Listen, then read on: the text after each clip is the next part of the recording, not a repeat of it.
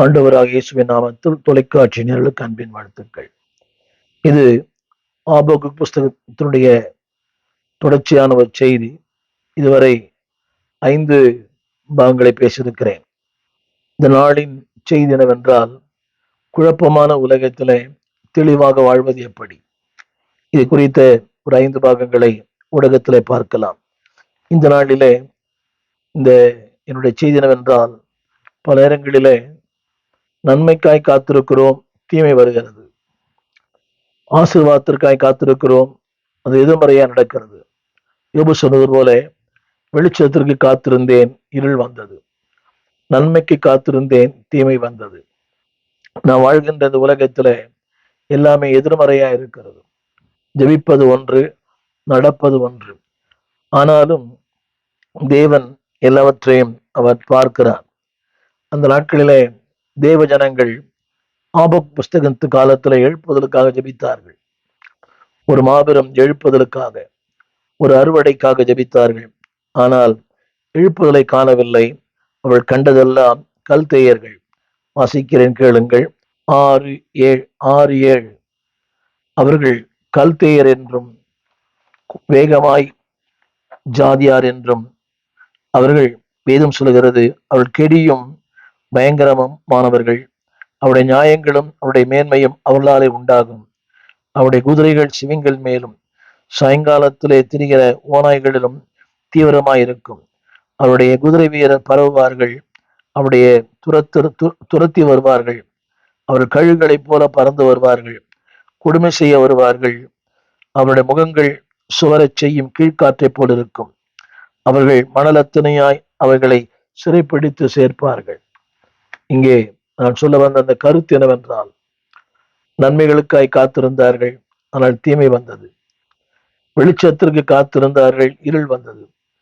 இதுதான் வாழ்க்கை. வாழ்வின் பல நேரங்களிலும் உங்களுக்கும் எனக்கும் இதான் சம்பவிக்கிறது. ஆனாலும் தேவன் எல்லாவற்றையும் பார்க்கிற கர்த்தர். நான் சொல்லுகிற சில வார்த்தைகளை கவனியுங்கள். இப்படிப்பட்ட நேரங்களிலே நமக்குள் எழும்புகிற சில கேள்விகள் என்னவென்றால், அன்பானவர்களே, இங்கே சொல்லப்பட்ட வார்த்தை, வேகமாய் வருகிறார்கள்.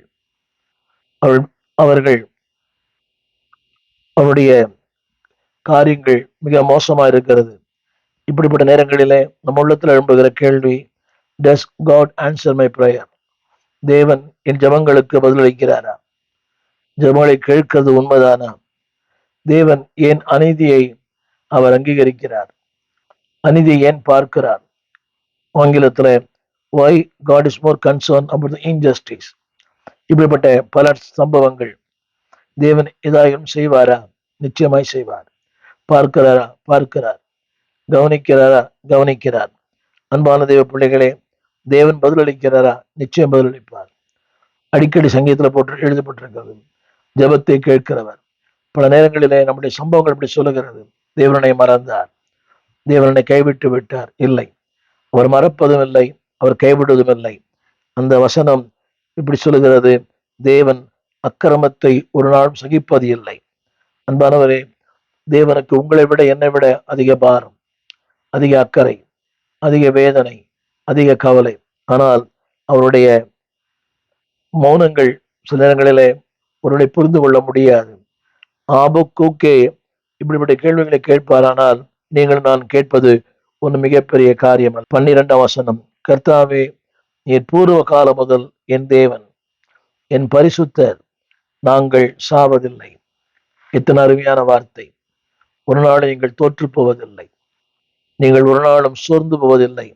இந்த வேளையிலே அன்பான தேவ பிள்ளைகளே, எல்லாம் மொழி இருக்கலாம், எல்லாம் உங்களை விட்டு விலகி போயிருக்கலாம். ஆனால் இந்த நேரிலே அந்த தெய்வமனிதனுடைய அந்த அங்கலாய்ப்பு, இந்த தெய்வமனுடைய அந்த வார்த்தை, அந்த வார்த்தையை கவனியுங்கள். அந்த வார்த்தை சொல்லுகிறது, பூர்வ காலம் முதல் நீர் என் தேவன். உங்களுடைய இன்றைக்கு எல்லாம் வித்தியாசமா இருக்கலாம், பூர்வ காலம் முதல். அது மட்டுமல்ல, அந்த ஆபகுக்கின் வார்த்தை, நாங்கள் சாவது இல்லை. என்னை கேட்டுக்கொண்டிருக்க அன்பு தேவ பிள்ளையே, நீ சந்திக்கிற சூழ்நிலைகள், நீ சந்திக்கிற எல்லாம் ஒருவேளை உனக்கு எதிர்மறையா இருக்கலாம். தேவன் சொல்லுகிறார், நீ சாவதில்லை. எந்த சூழ்நிலையிலும், எந்த சூழ்நிலையிலும். அன்பானவர்களே, பார்வோனுக்கு வெற்றி இல்லை, சத்துருக்கு வெற்றி இல்லை. உன்னை குறித்த தேவனுடைய மகா பெரிய திட்டங்கள். சில நேரங்களிலே எதிர்மறையான நேரங்களில் தேவன் என்ன செய்ய முடியும் என்பதை இங்கே நாம் பார்க்கலாம்.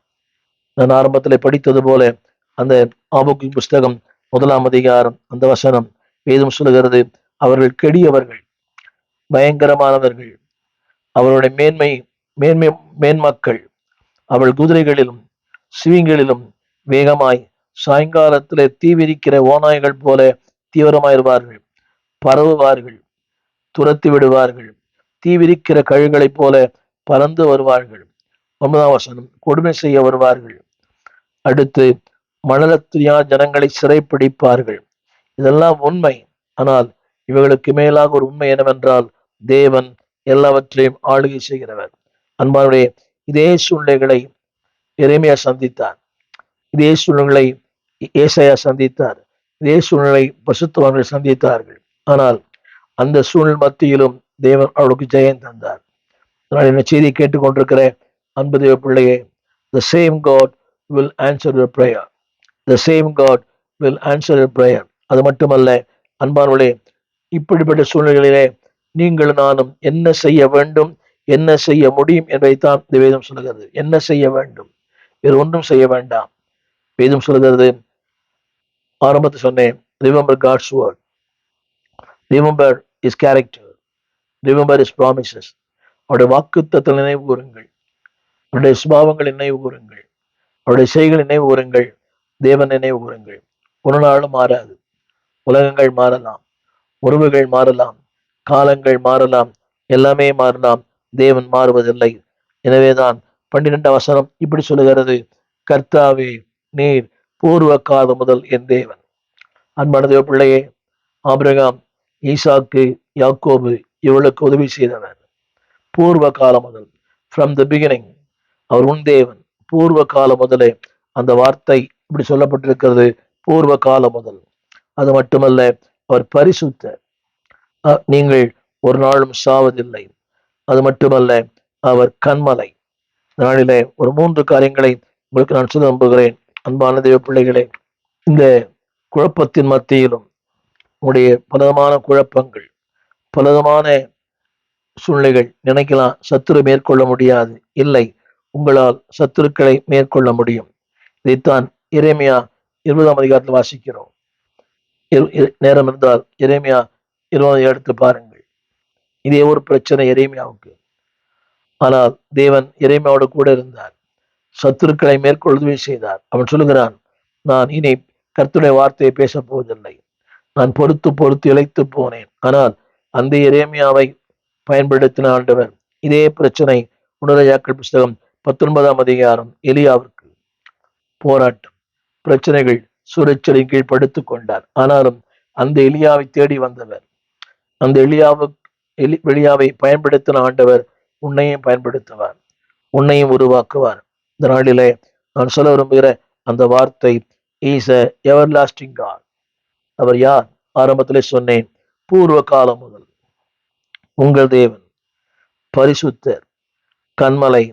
அன்பானவர்களே, துன்மார்க்கனை தண்டிப்பதற்காக அவர் காரியங்களை செய்கிறார். வேதம் சொல்லுகிறது, தண்டனை செய்ய அவனை நியமித்தீர். நீங்க ஒரு சிறப்பா இருக்கலாம், செழிப்பா இருக்கலாம், ஆனா ஒரு நாள் வரும், தேவன் அவளுக்குரிய காரியங்களை நிச்சயமாய் அவருக்கு செய்வார். இந்த நாளிலே நான் சொல்ல வந்த வார்த்தை என்னவென்றால், அன்பானவர்களே, எந்த சூழ்நிலையிலும் எந்த நிலையிலும் அவர் விட்டு தூரமாய் போய்விட வேண்டாம். Draw near to them. அவரோடு கிட்டி சேருங்கள், அவரோடு கிட்டி சேருங்கள். அந்த உறவை, அந்த ஐக்கியத்தை, அந்த தொடர்பை விட்டு விடாதிருங்கள். எல்லாம் எதிர்மறையா இருக்கலாம், எல்லாம் உங்களுக்கு எதிராக இருக்கலாம். ஒருவேளை இதை நீங்கள் பார்க்கலாம், அவர்கள் கெடியவர்கள், நெடியவர்கள், பயங்கரமானவர்கள், மேன்மக்கள், குதிரை வீரர்கள். அது மட்டுமல்ல, அவர்கள் இறை தீவிரிக்கிற கழுகளை போல பறந்து வருகிறார்கள். இதெல்லாம் உண்மை. ஆனால் எல்லாவற்றுக்கு மேலாக இன்னொரு உண்மை, தேவன் அவர்களை சிறைப்பிடிப்பார். நியாய தீர்ப்புக்கு என்று 12 சொல்லப்படுது, அவர்களுக்கு தண்டனை செய்ய கர்த்தர் அவர் நியமித்திருக்கிறார். எனவே குழப்பத்தின் நேரங்களிலே, கண்ணீர் நேரங்களிலே, டோன்ட் கிவ் அப், விட்டுவிட வேண்டாம், சோர்ந்து விட வேண்டாம். தேவனையே நோக்கி பாருங்கள். ஆபக்கூக் தேவனுடைய வார்த்தை அறிந்திருந்தான். அவனுக்கு எல்லாமே தெரியும். தீர்க்கதரிசி அல்லவா? இன்னோஸ் காட்ஸ் வேர்ட்.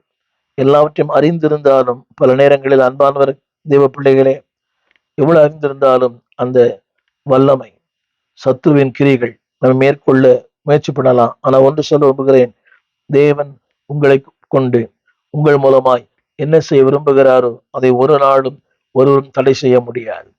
வரலாம், வேகமாய், தீவிரமாய், அதிவேகமாய் வரலாம். they will not overtake you. வேதம் சொல்கிறது, தேவன் உங்களுக்கென்று மகிமையான திட்டங்கள், மேன்மையான திட்டங்கள். அன்பானவர்களே, அதிலே ஒரு வார்த்தை சொல்லப்பட்டிருக்கிறது. அதிலே 12ஆம் வசனத்திலே 13ஆம் வசனத்திலே 13ஆம் வசனம், தேவன் தீமையை பார்க்க மாட்டார். அவருடைய கருத்து என்னவென்றால், உன் வாழ்விலே தீமைகள் வருவதை அவர் அனுமதிக்க மாட்டார். அதை நானே விரும்பவில்லை. அதனுடைய இன்னொரு கருப்பொருள் என்னவென்றால், அவர் உங்கள் வாழ்க்கையில தீமைகளுக்கு ஒரு நாளும் இடமில்லை. நன்மைகளுக்கு, மேன்மைகளுக்கு, ஆசீர்வாதங்களுக்கு, வாழ்வுக்கு, புகழ்ச்சிக்கு, அன்பானவர்களே, மகிமைக்கு உங்களை வைத்திருக்கிறார். That's why I called you. அதனால உங்களை அழைத்தார், உங்களை அபிஷேகம் பண்ணினார், உங்களை கனம் பண்ணியிருக்கிறார். அது மட்டுமல்ல, அந்த வசனம் சொல்லுகிறது, அவரது கண்கள் ஒரு நாளும் தீமையை அங்கீகரிக்காது. அந்த வார்த்தையை நான் திருப்பி சொல்ல போகிறேன், அவருடைய கண்கள் ஒரு நாளும் தீமையை அங்கீகரிக்காது. இங்கே 3 காரியங்களை நான் உங்களுக்கு சொல்ல நம்புகிறேன். இப்படிப்பட்ட நேரங்களிலே remember the promise of God. இரண்டாவது, remember the character of God. மூன்றாவது, remember the consistency of God. தமிழை சொல்லுகிறேன், remember the promises of God. தேவனுடைய வாக்கு தத்தங்கள். You know very well, I know very well. ஒரு ஊழியனாய் நன்கு தெரியும், ஆனால் பல சூழ்நிலை வரும்போது ஐ ஃபர்கெட். தேவன் சொல்லுகிறார், remember the promises of God. ஆதியாமத்திலிருந்து வெளிப்படுத்தல் வரை ரிமெம்பர், டோன்ட் ஃபர்கெட். இரண்டாவது, remember the character of God. அவருடைய சுபாவங்கள், சர்வஞானி, சர்வ வல்லவர், சர்வ வியாபி. Don't forget the character of God. மூன்றாவது, don't forget the consistency of the his God. அவருடைய ஸ்திரத்தன்மை, உறுதியானவர், நம்பத்தகுந்தவர். என்னை கேட்டுக்கொண்டு அன்பு பிள்ளையே, வாக்கு தத்தங்களை எப்போது நினைவு கூறுங்கள். நாபுக் சொல்லுகிறான், நாங்கள் மரிப்பது இல்லை. ஆதியாமத்து புஸ்தகம் 12ஆம் அதிகாரம் 3ஆம் வசனம். உன்னை ஆஸ்வதிப்பேன், உன்னை ஆஸ்பதம் வைப்பேன். ஆதியாம் 22:18. ஜாதிகளுக்குள்ளே உன்னை பெரியவனாக்குவேன். ஆதியாம் 26:4. இந்த வாக்கு தத்தங்களை வாசித்து பாருங்கள். 2 சாமுவேல் 7:16. தாவீதுக்கு சொன்ன வார்த்தை. தேவன் என்னவெல்லாம் சொன்னாரோ அப்படி நிறைவேற்றினார். வேதம் சொல்லுகிறது, அவருடைய நல் வார்த்தைகளில் ஒன்றும் தரையிலே விழுவதில்லை. என்னை கேட்டுக்கொண்டு அன்புதேவ பிள்ளையே, நல் வார்த்தைகள் ஒன்றும் கீழே விழாது. இதன் 2வது குறிப்பு, ரிமெம்பரிங் இஸ் கேரக்டர். தேவனுடைய சுபாவங்கள் நினைவு கூறுங்கள். உங்களை கசக்கி பிழைகிறவல்ல, உங்களை வாழ வைக்கிறவர், உங்களை பூரிக்க பண்ணுகிறவர், உங்களை உருவாக்குகிறவர். இங்கே ஒரு 4 காரணம் சொன்ன. நம்பர் 1, இஸ் இட்டர்னல் காட், நித்தியமானவர். 12ஆம் வசனம். இரண்டாவது, சாவரின் காட், ராஜரீக பண்ணுகிறவர். தமிழ்ல மனிதர்களுக்கு நியாய தீர்ப்பை முன்குறித்திருக்கிறவர், சாவரின் காட். மூன்றாவது, அவர் கண்மலை. அன்பானுடைய உறுதியானவர், நம்பத்தகுந்தவர், பலனானவர்.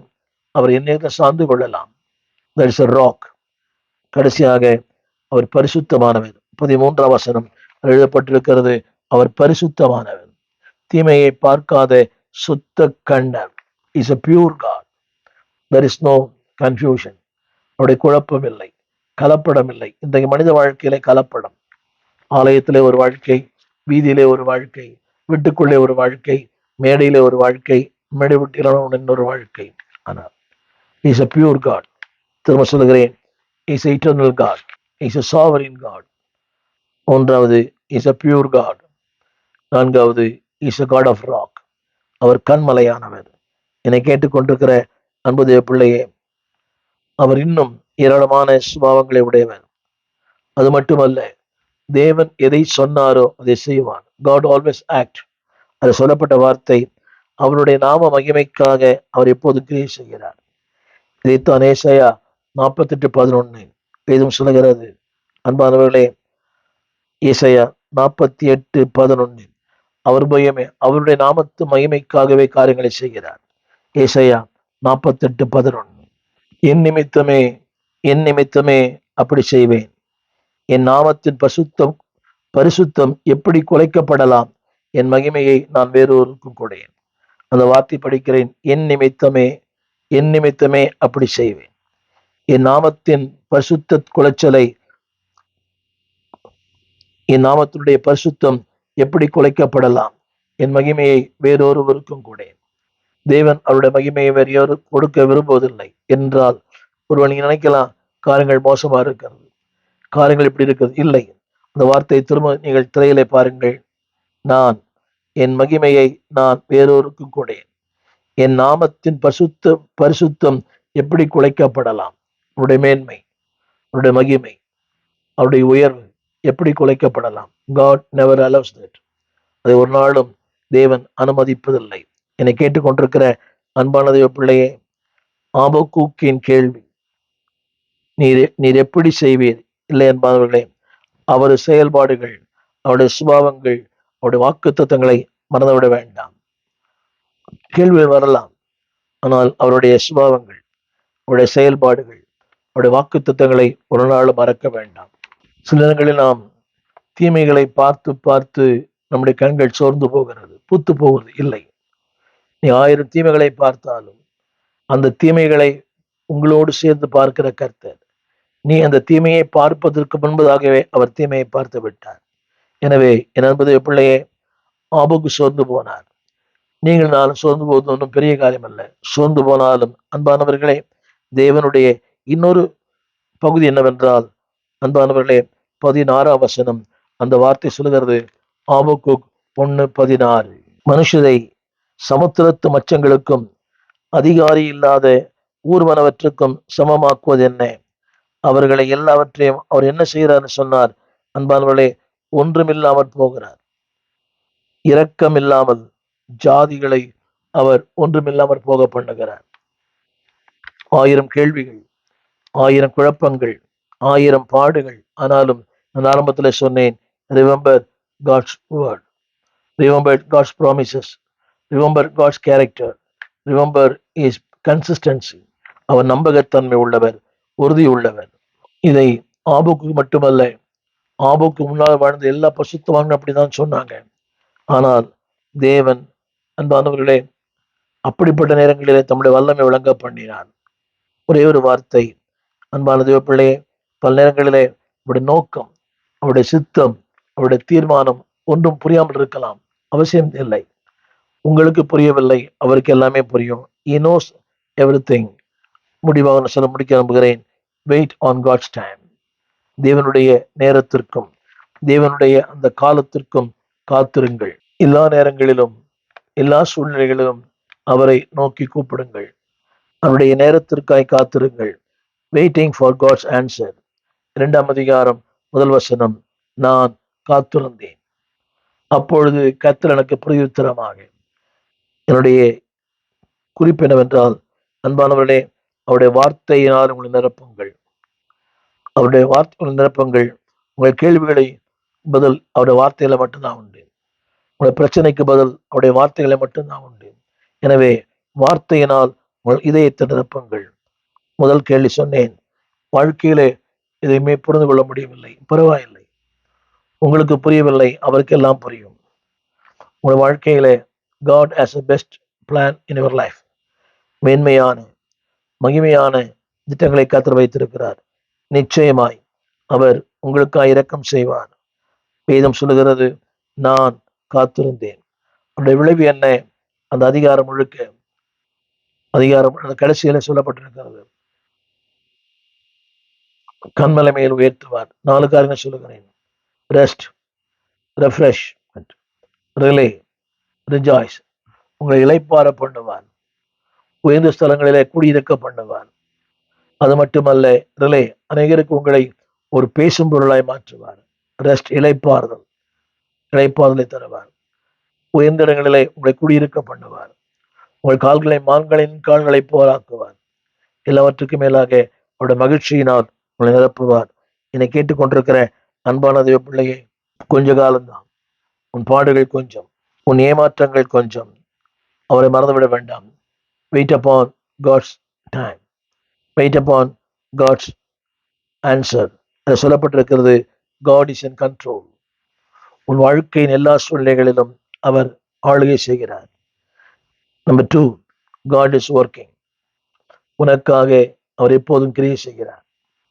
நம்பர் 3, எல்லாம் தெரிந்த வசனம், அவரிடத்தில் அன்பு கூறுவர்களுக்கு சகலமும் நன்மைக்கு ஏதுவாய் நடக்கும். 2 வார்த்தைகள், God is working all things, God is working all things together. 2 வித்தியாசமான வார்த்தை. God is working all things, எல்லாவற்றிலும் அவர் கிரியை செய்கிறார். 2வது, all things together for good. 3வது, அன்பானவர்களே, காட் இஸ் ஜஸ்ட். அவர் யாரா இருக்கிறாரோ அவராகவே இருக்கிறார். சோர்ந்து போக வேண்டாம். அவர் யாரா இருக்கிறாரோ அவரா இருக்கிறார். He will take care of your life. இதைத்தான் 2 தெசலோனியர் 1:6-8 சொல்லுகிறது.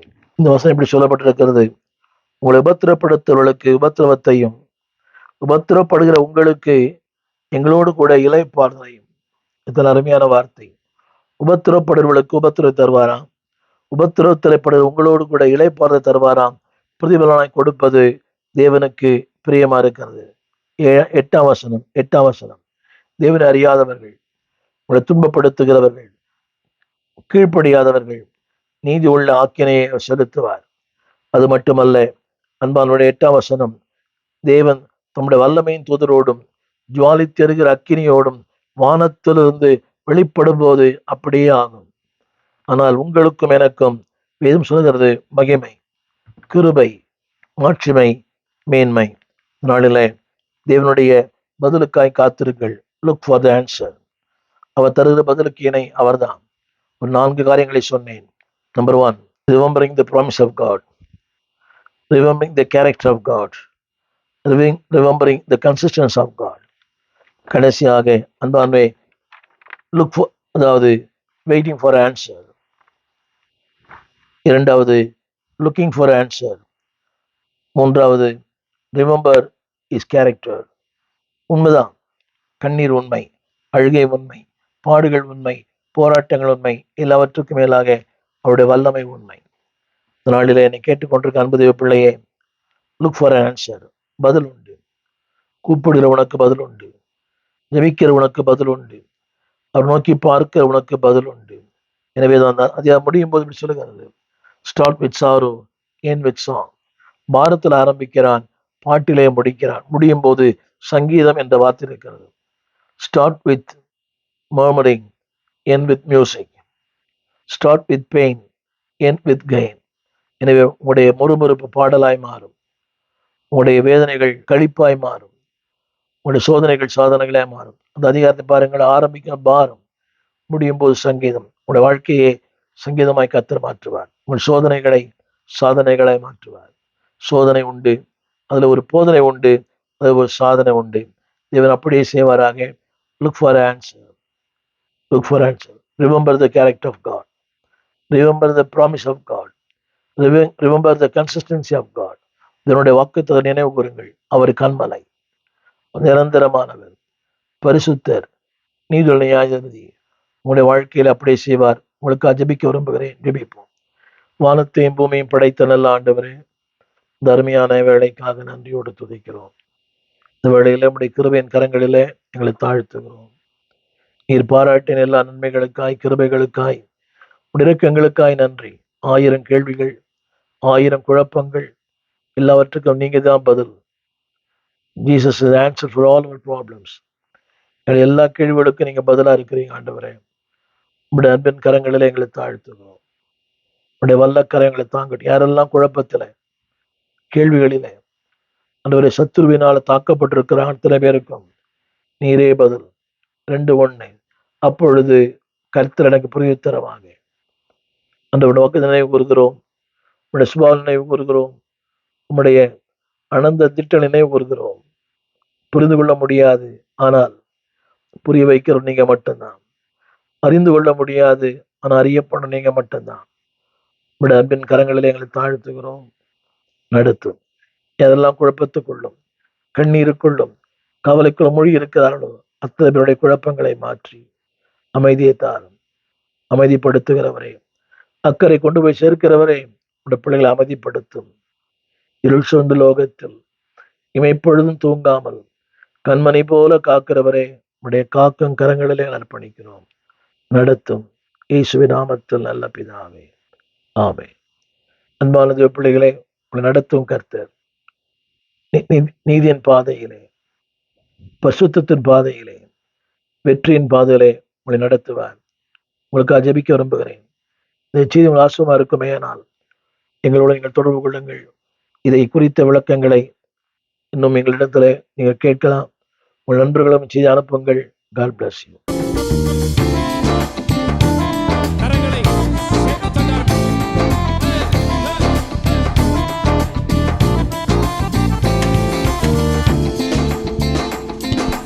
உனக்கு எதிரான ஆயுதங்கள் வாய்க்காதே மகனே, உனக்கு எதிரான ஆயுதங்கள் வாய்க்காதே மகளே. நீ உயிரோடு இருக்கும் வரையிலும் எதிர்ப்பவனில்லை, நீ உயிரோடு இருக்கும் வரையிலும் எதிர்ப்பவனில்லை. உனக்கு எதிரான ஆயுதங்கள் வாய்க்காதே மகனே, சொல்லுங்க. உனக்கு எதிரான ஆயுதங்கள் நீ உயிரோடு இருக்கும் வரையிலும் எதிர்ப்பவனில்லை, நீ உயிரோடு இருக்கும் வரையிலும் எதிர்ப்பவனில்லை, நீ உயிரோடு இருக்கும் வரையிலும்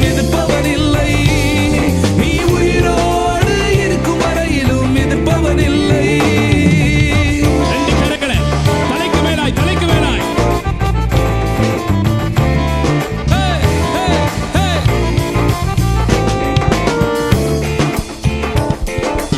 ஏழு மடங்கு அக்கினியில் சேதமில்லாமல் காத்திடுவார்.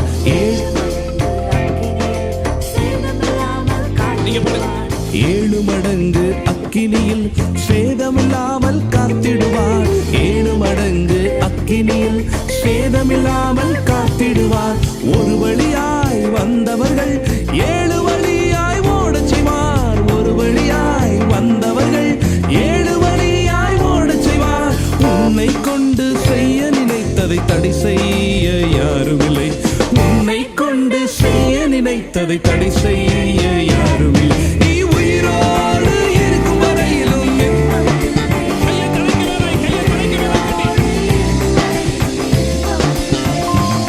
நீ உயிரோடு இருக்கும் வரையிலும் எதிர்ப்பவனில்லை, நீ உயிரோடு இருக்கும் வரையிலும் எதிர்ப்பவனில்லை. காப்பாற்றி அடிக்கடி தண்ணீர் காட்சி உன்னை பத்திரமா காத்துட்டு சொல்றாரு. அதை நினைச்சிட்டு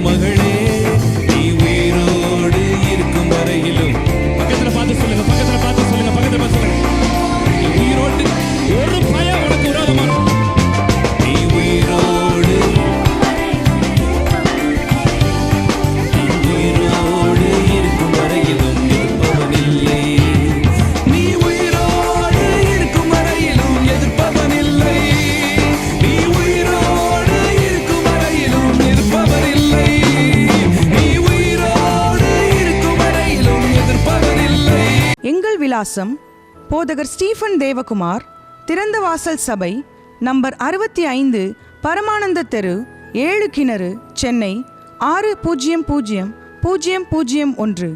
தொடர்புக்கு 9841839287. மேலும் 0444183330. எங்கள் மின்னஞ்சல் stephen.opendoor@gmail.com. எங்கள் தேவ செய்திகளை யூடியூப் சேனலில் பார்த்து பயனடையுங்கள். தேவன் உங்களை ஆசீர்வதிப்பாராக.